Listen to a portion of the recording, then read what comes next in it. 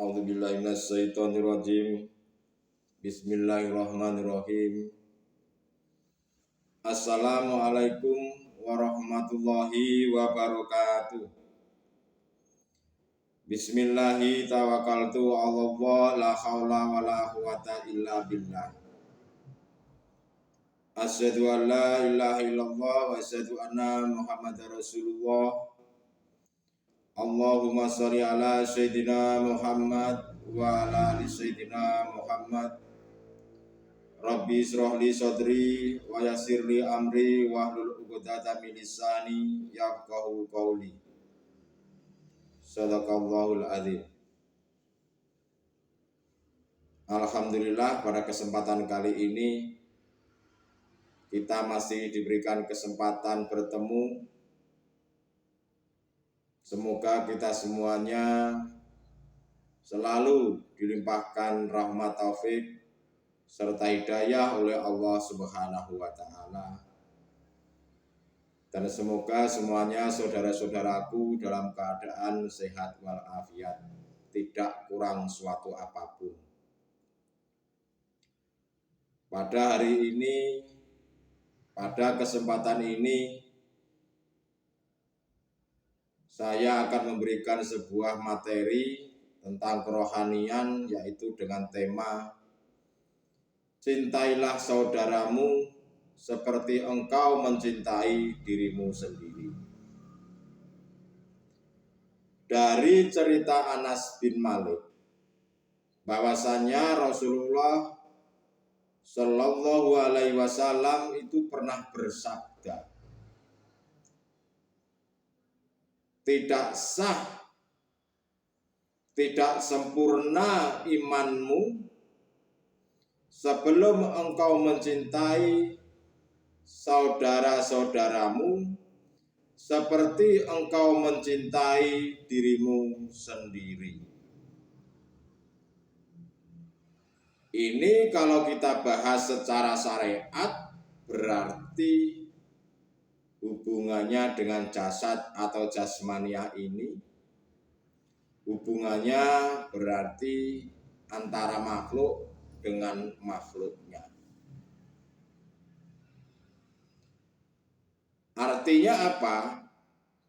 Berarti kita ini disuruh membangun hablum minanas, di mana ada hubungan yaitu antara saudara satu dengan yang lain, agar supaya terjalin erat tali persaudaraannya. Tapi hal ini mungkin mudah untuk diucapkan, tetapi kebanyakan manusia sulit untuk melakukannya. Tapi berat untuk melakukannya. Sebab apa? Sebab apa kita menjadi berat? Sebab kita ini lebih berat mengatakan orang lain itu lebih baik daripada kita, ketimbang kita itu lebih baik daripada orang lain. Istilah bahasa, kita ini lebih berat mengatakan orang lain itu lebih baik, lebih berat mengatakan bahwa orang lain itu lebih mulia daripada kita ini. Sebab apa? Itulah yang dikatakan sifatnya nafsu.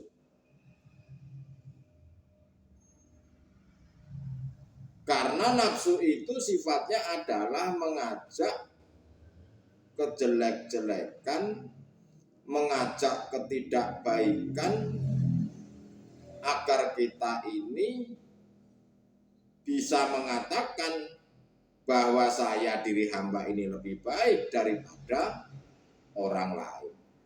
Itulah ajakan-ajakan nafsu. Jadi nafsu itu lebih berat mengatakan orang lain itu lebih baik daripada kita ini. Wajar, ya itulah karena nafsu itu mengajak selalu untuk keburukan-keburukan. Padahal sudah dikatakan di atas tadi, tidak sah, tidak sempurna imanmu manakala engkau belum bisa mencintai saudara-saudaramu daripada engkau mencintai dirimu sendiri.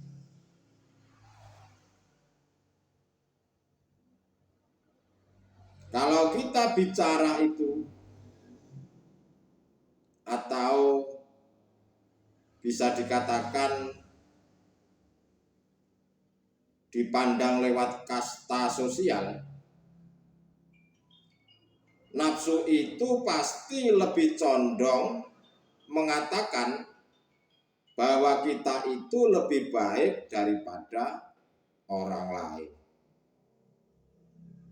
Karena nafsu itu sukanya memang menang sendiri. Jangan sampai orang lain ini melebihi diri kita. Itulah sifatnya nafsu. Nah, itu secara syariat. Dikatakan menggunakan basariyah. Bagaimana kalau secara hakikatnya? Kalau ditarik dari sisi hakikatnya itu sebetulnya lebih mudah. Artinya kita tidak boleh hanya melihat hidup di dalam diri kita, tetapi kita juga harus bisa melihat hidup di luar diri kita ini. Jika engkau mencintai hidup di dalam dirimu saja, engkau pun harus bisa mencintai hidup yang ada di luar dirimu juga. Apa yang dimaksud hidup ini? Hidup yang memiliki nama Sang Maha Tunggal, hidup yang memiliki nama Allah.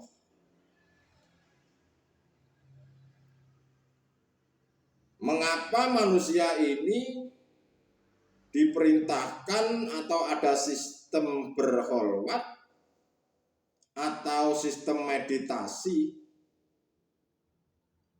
Itu bisa secara khusus, tetapi juga bisa dilakukan secara umum. Itulah yang dimaksud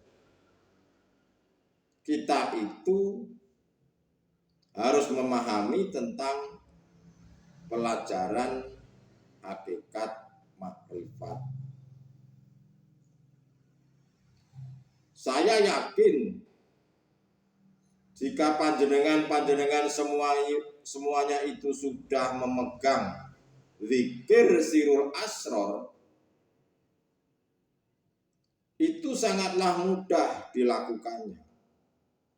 Yang penting zikir sirul asror itu dilakukan secara istiqomah atau terus menerus.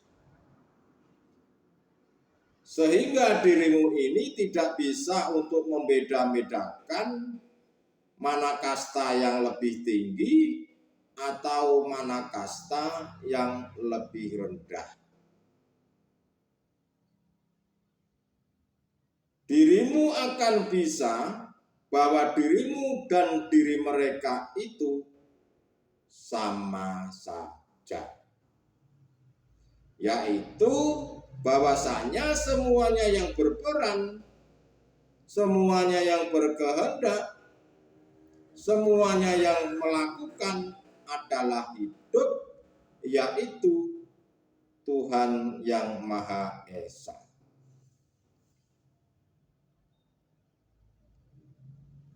Kita ini di dalam dunia ini diajarkan lewat syariatnya Rasulullah Shallallahu Alaihi Wasallam, karena kita ini termasuk umatnya Rasulullah, sehingga kita juga harus mengikuti apa-apa yang dilakukannya, apa-apa yang dilakukan oleh Nabi Muhammad Rasulullah Shallallahu Alaihi Wasallam, baik jasmani ataupun secara rohani. Hablum minannas juga harus hablum minallah.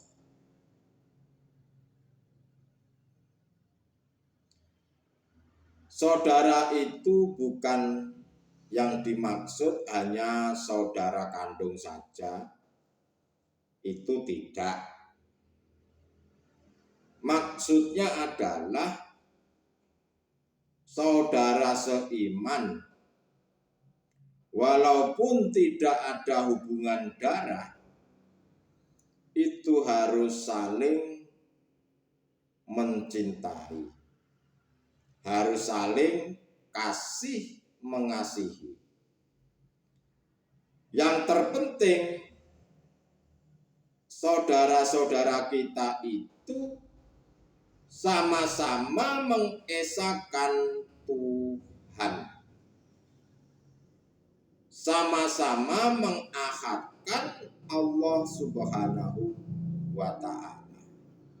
Itulah yang dimaksud saudara seiman. Di situ kita memang harus bersatu. Bersatu kita teguh, bercerai kita runtuh. Kalau tidak bisa bersatu, itu seperti halnya dikatakan oleh Nabi Muhammad Rasulullah Shallallahu Alaihi Wasallam, bahwa nanti di akhir zaman umatku ini seperti halnya buih di lautan. Buih di lautan itu apa? Ya busa lautan itu, busa seperti sabun itu, yang tidak ada manfaatnya, yang bisa diombang-ambing oleh ombak lautan, atau yang bisa diombang-ambing oleh orang-orang yang tidak seiman terhadap kita. Itulah gunanya atau manfaatnya ajaran-ajaran kerohanian seperti ini. Fungsinya apa? Yaitu bagaimana caranya dirimu ini bisa mengesahkan Tuhan. Jika saudara-saudara kita tidak dilandasi oleh ketuhanan yang Maha Esa, seperti halnya Pancasila, sila pertama, makanya di Indonesia ini sila pertamanya adalah ketuhanan yang Maha Esa, yaitu tadi, supaya tidak terpecah belah, supaya tidak mudah terombang-ambing seperti buih di lautan tadi, agar semuanya bisa mengesahkan Tuhan. Jika saudara-saudara kita itu tidak dilandasi dengan kerohanian seperti ini, maka apa yang terjadi di lapangan? Yang terjadi di lapangan adalah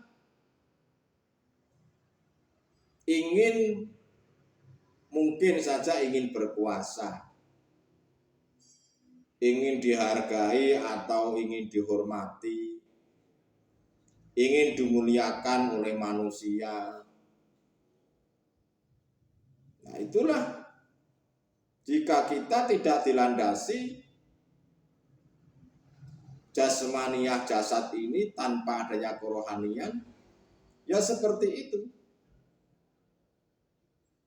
Ingin selalu diwahkan orang, ingin selalu dimuliakan orang. Padahal namanya sifat mulia itu sifatnya Tuhan, bukan sifatnya manusia. Tetapi kebanyakan manusia itu sifat mulia itu seolah-olah ingin direbut, seolah-olah manusia itu ingin menjadi Tuhan. Karena itu tadi, ingin dimuliakan, ingin dihargai. Nah, itulah terkadang kita ini sadar tidak disadari, kita itu juga ingin merebut sifatnya Allah.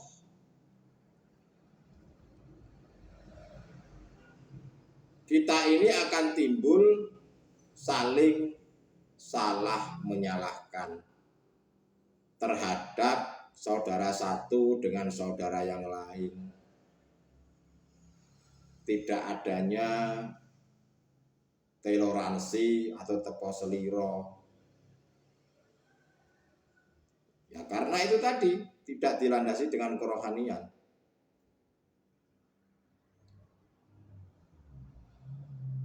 Cintai saudaramu seperti engkau mencintai dirimu sendiri. Saudara-saudariku rahimakumullah dimanapun Anda berada. Jadi kuncinya untuk memperkuat persaudaraan itu adalah bangunlah rohanimu terlebih dahulu sebelum engkau mengetahui arti persaudaraan yang sesungguhnya. Pandanglah hidup,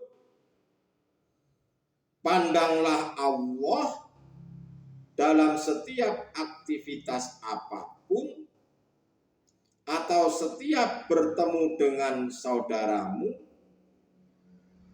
baik dalam dirimu sendiri atau di luar dirimu sendiri. Maka di situ engkau akan mengerti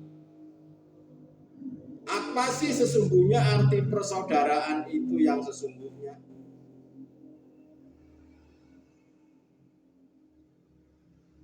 Yang dimaksud ikatan tali batin antara manusia dengan satu dengan yang lain itu apa? Namanya saja sudah ikatan tali batin. Batin itu maksudnya rohani, bukan jasad jasmaniah ini. Nah, rohani sendiri ada maksud di dalamnya. Rohani yang bisa atau rohani hamba-hamba yang sudah bisa mengesahkan Tuhan. Kalau rohani hamba-hamba itu belum bisa mengesahkan Tuhan, saya jamin pasti ada di dalam hati ini rasa-rasa kedongkolan, rasa-rasa sakit hati, rasa-rasa ujub, sombong, riak, dan lain-lain sebagainya itu pasti ada di dalam hati. Jelas itu pasti. Kalau diri hamba ini belum bisa membersihkan kotoran-kotoran hati,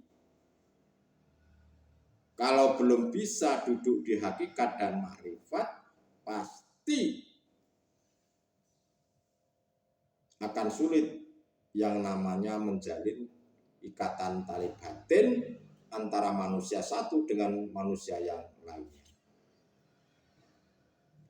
Untuk itu, saudara-saudaraku, saya hanya menghimbau saja bagi yang mau, silahkan engkau pelajari video-video saya sebelumnya. Bagaimana sih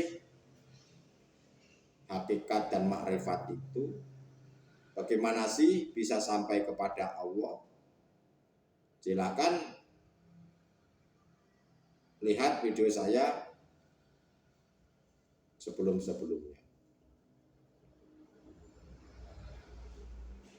Saudara-saudariku dimanapun Anda berada, maka saya katakan dari tema di atas tadi, yaitu cintai saudaramu seperti engkau mencintai dirimu sendiri. Kita tarik benang merah. Cintailah hidup di dalam dirimu ataupun di luar dirimu. Jangan pandang jasadnya ini, jasmania ini, tapi pandanglah hidup, pandanglah Allah, pandanglah Tuhan yang menghendakinya. Itulah saudara-saudaraku, semoga paham apa yang saya sampaikan mengenai tema di atas. Walaupun sedikit, semoga semuanya bisa mengerti dan semoga bisa mengamalkannya. Akhirul kalam, ihdinas siratal mustaqim, usikum wa nafsi bitaqwallah. Wassalamualaikum warahmatullahi wabarakatuh.